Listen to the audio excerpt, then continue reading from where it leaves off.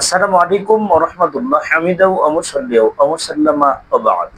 সুপ্রিয় দর্শক, আপনাদের সকলকে আন্তরিক অভিনন্দন, মোবারকবাদ জানাচ্ছি। আমরা কুরবানি সংক্রান্ত গুরুত্বপূর্ণ কিছু জিজ্ঞাসার জবাব নিয়ে আপনাদের সামনে উপস্থিত হয়েছি। প্রথমত প্রশ্ন হচ্ছে, দরিদ্র মানুষ যারা, দরিদ্র ব্যক্তির কোরবানির বিধান বা হুকুম কি? দরিদ্র মানুষ যারা নাকি কোরবানির পশুগুলা কোরবানির দিনে জবাই করতে পারে না, সামর্থ্য নেই, তারা কি কোরবানির দিনগুলাতে হাঁস মুরগি জবাই করতে পারবে কিনা? গুরুত্বপূর্ণ কয়েকটা কথা। দরিদ্র ব্যক্তির উপরে কোরবানি ওয়াজিব নয়।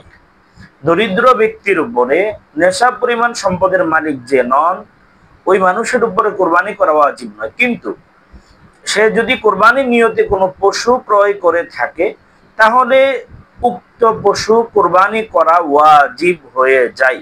বাদায়ে ও সনায়ের 4 নম্বর খন্ড 192 নম্বর পৃষ্ঠাতে ফতোয়াটি আসছে। যেমন আপনি কোনো ইবাদত, সেটা যদি অতিরিক্ত অর্থাৎ ঐচ্ছিক অপশনাল নওয়াফেল হয়, কিন্তু ইবাদতের আপনি যখন নাকি ইচ্ছা করে ফেলবেন, নিয়ত বেঁধে ফেলবেন, তখন ইবাদত আর ঐচ্ছিক থাকবে না। তখন ইবাদত শেষ করা আপনার উপরে বাধ্যতামূলক হয়ে যাবে, ওয়াজিব হয়ে যাবে।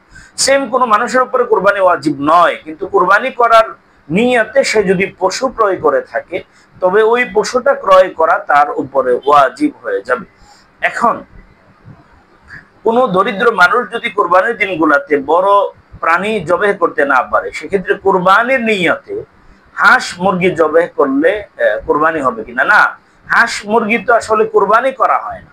হাঁস মুরগি জবাই করতে পারবে, কিন্তু কোরবানি নিয়ত করা যাবে না। কোরবানিতে তার উপরে ওয়াজিব নয়। আর কোরবানি যদি ওয়াজিব হতো, তবে কোরবানি করা লাগবে 6টা প্রাণী থেকে: উট, গরু, মহিষ, ভেড়া, দুম্বা, ছাগল। এর বাইরে তো হাঁস মুরগ কোরবানির পশুর ক্ষেত্রে এটা দুরস্ত নয়। এজন্য হাঁস মুরগি এমনিতে জবাই করা যাবে, কিন্তু কোরবানির নিয়তে জবাই করা এটা বৈধ নয়। আল্লাহ তাআলা আমাদেরকে কথাগুলা বুঝে আমল করার তৌফিক দান করুন। আমিন।